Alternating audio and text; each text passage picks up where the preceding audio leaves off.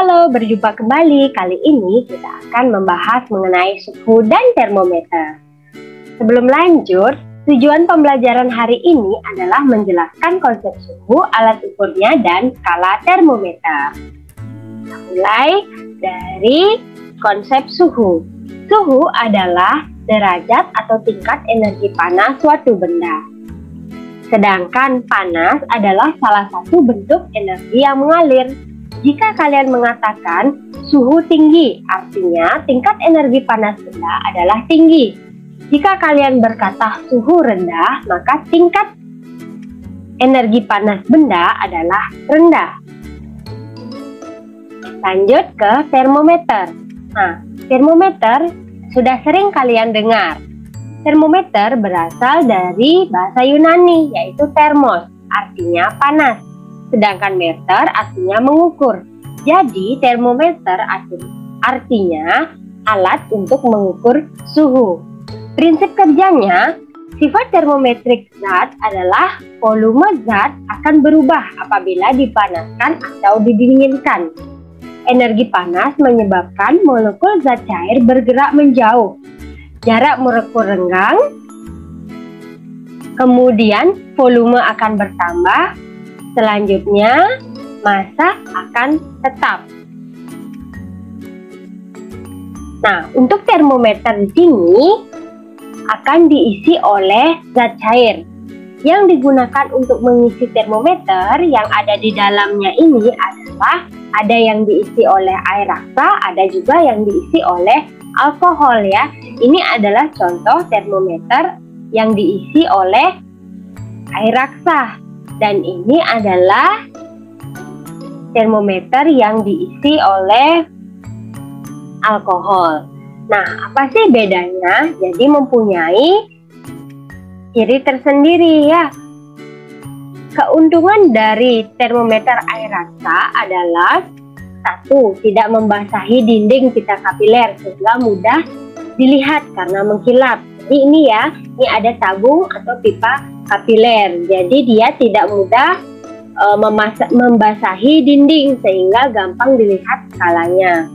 Kemudian cepat mengambil panas dari suatu benda yang sedang diukur. Jadi dia sensitif ya, cepat menerima panas. Kemudian jangkauan suhunya cukup lebar. Jadi dari minus 40 derajat Celcius sampai dengan yang paling tinggi dapat mengukur yaitu 350 derajat Celcius. Wah, tinggi sekali. Kemudian volume air raksa juga berubah secara teratur. Jadi dia seperti yang saya katakan tadi, dia sensitif, cepat. Jika suhu berubah dengan cepat, dia juga cepat menyesuaikan sehingga efektif ya. Namun selain keuntungan, dia juga memiliki kekurangan, yaitu kelemahannya, yang pertama harganya mahal. Kedua, tidak dapat mengukur suhu yang sangat-sangat rendah. Jadi di bawah minus 40 derajat Celcius ini, dia tidak bisa mengukur lagi untuk yang isiannya air raksa. Kemudian air raksa ini sering kita sebut dengan air keras. Jadi sangat berbahaya jika tabungnya pecah ya. Tabung ini jika termometer air raksa ini jatuh kemudian tabungnya pecah, tentu itu sangat berbahaya bagi kulit ya terutama. Kemudian untuk zat cair pengisi termometer berupa alkohol itu juga memiliki keuntungan. Yang pertama, harganya murah. Kedua, lebih teliti untuk kenaikan suhu yang kecil. Alkohol mengalami perubahan volume yang besar. Jadi sensitif sekali ya. Ada perubahan suhu sedikit sudah langsung terdeteksi. Kemudian dapat mengukur suhu yang sangat-sangat rendah. Jadi lebih rendah dari minus 40 derajat Celcius. Termometer yang isiannya alkohol ini mampu mengukurnya. Kemudian punya juga kerugian atau kelemahan. Yang pertama, membasahi dinding kaca. Jadi dia membasahi dinding kaca sehingga sulit dilihat skalanya. Yang kedua, titik didihnya rendah sehingga tidak bisa mengukur suhu di atas 78 derajat Celcius. Kemudian alkohol tidak berwarna sehingga memerlukan zat pewarna lagi agar dapat dilihat dengan jelas skalanya yang dimaksud. Itu adalah kelemahan dan keunggulan dari kedua zat cair pengisi termometer ini. Kemudian, kadang muncul di dalam benak kita, mengapa bukan air saja yang digunakan sebagai pengisi termometer? Jawabannya, karena air itu memiliki sifat anomali. Bagi kamu yang belum mengetahui apa itu anomali, anomali ini adalah sifat keanehan pada air. Jadi sebagian besar zat akan memuai jika dipanaskan.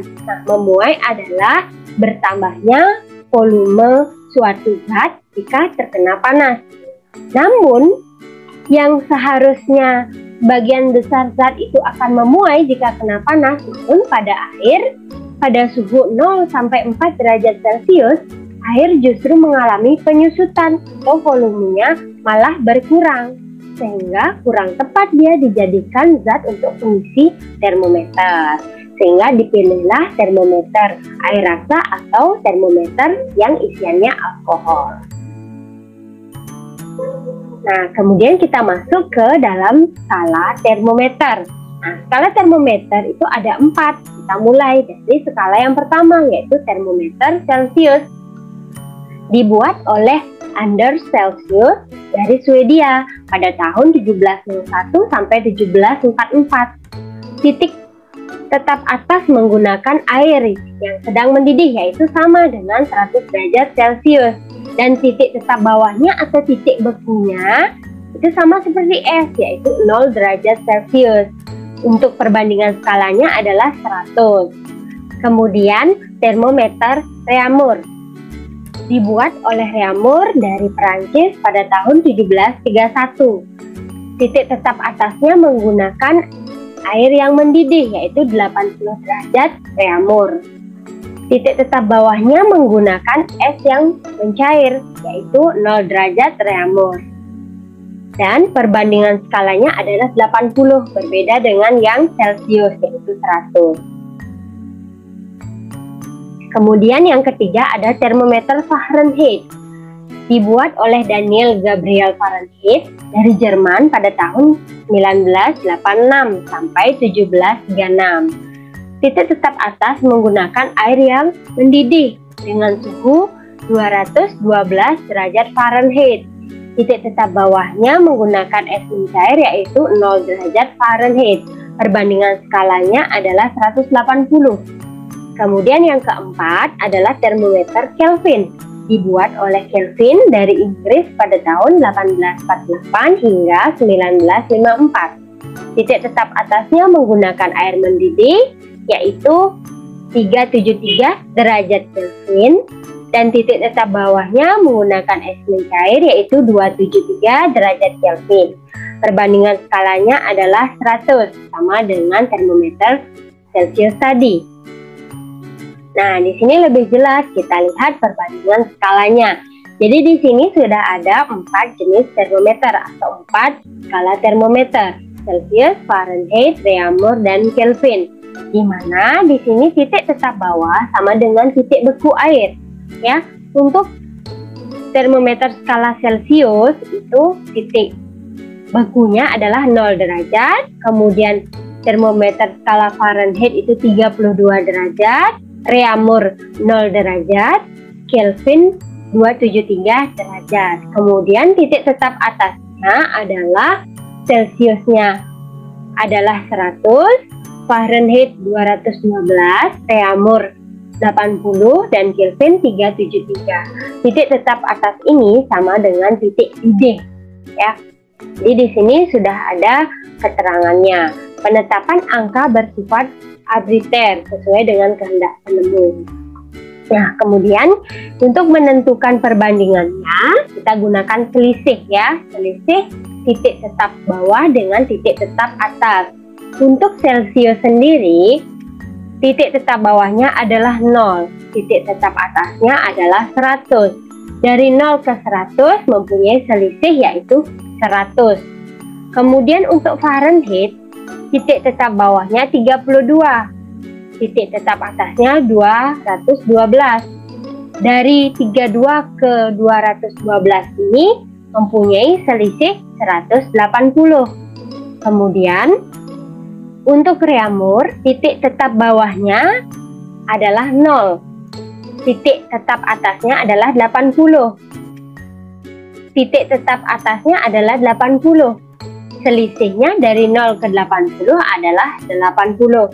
Kemudian untuk Kelvin, titik tetap bawahnya adalah 273 dan titik tetap atasnya adalah 373. Dari 273 ke 373 mempunyai selisih 100. Jadi untuk membuat ini lebih sederhana, kita sama-sama dibagi dengan 20. Yaitu untuk Celcius ini 100 bagi 25, 180 dibagi 20 jadi 9. 80 dibagi 20 menjadi 4 dan 100 dibagi 20 menjadi 5. Inilah menjadi skala perbandingan. Kita pakai Celcius 5, Fahrenheit 9, reamur 4 dan Kelvinnya adalah 5. Untuk contoh soal nanti akan saya berikan pada video berikutnya ya. Jadi tetap disimak. Lanjut, suhu tubuh dan kesehatan. Nah, bagaimana jika kalian mengalami demam di atas 37 derajat Celcius? Di mana kita ketahui suhu tubuh normal adalah antara 36 sampai dengan 37 derajat Celcius. Jika demam pasti lebih dari 37 derajat Celcius. Nah, hal itu disebabkan karena tubuh itu memproduksi panas yang lebih banyak dibandingkan dengan pengeluaran panas oleh tubuh itu sendiri. Itu juga peningkatan suhu tubuh juga menjadi tanda peringatan dari tubuh bahwa sedang terjadi perang melawan virus atau bakteri patogen yang bisa merugikan tubuh. Nah, mari kita tanya pada dokter, apa yang harus saya lakukan ketika demam, dokter? Nah, demam akan mengeluarkan lebih banyak cairan tubuh sehingga tubuh menjadi rawan dehidrasi.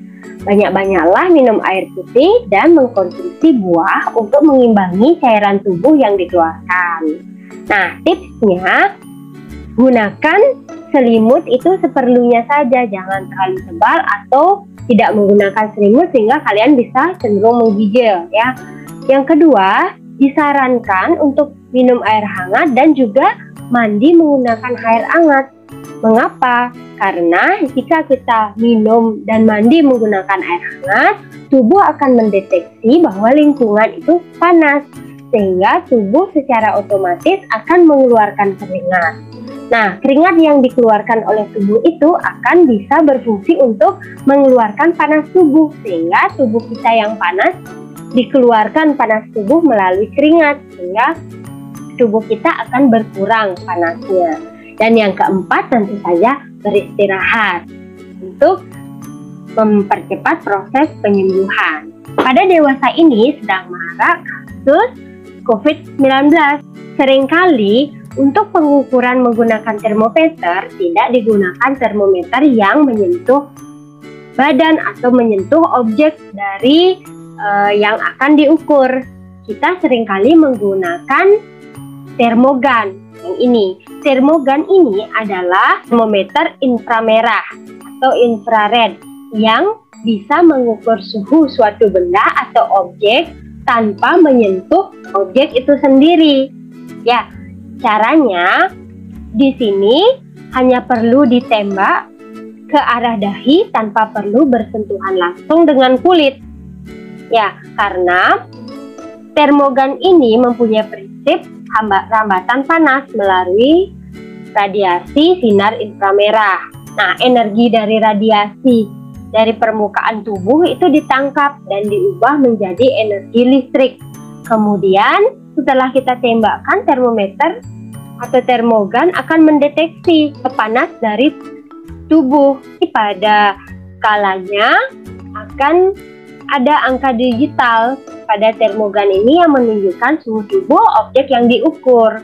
Jarak tembak dari termogan ini juga mempengaruhi ya keakuratan suhu. Jika terlalu jauh mungkin saja nanti kurang akurat untuk mendeteksi suhu tubuh. Jadi lebih baik disarankan jarak ideal itu adalah 12 cm dari objek yang ingin diukur. Kadang juga banyak ada berita yang beredar di masyarakat bahwa penggunaan termogan pada bagian kepala itu mempengaruhi otak. Namun itu informasi yang hoax ya, alias itu tidak benar. Termogan ini tidak ada mempengaruhi otak dalam sistem kerjanya. Termogan adalah alat yang aman, sehingga dia dipilih untuk digunakan untuk mengukur suhu pada masa COVID-19 ini yang sering biasanya kalian temukan atau digunakan di sekolah, tempat perbelanjaan, tempat-tempat umum lainnya. Baik, itulah materi suhu dan termometer kali ini. Semoga bermanfaat untuk kalian. Tonton terus ya videonya dan pastikan jangan lupa di like, di komen, dan di subscribe. Terima kasih.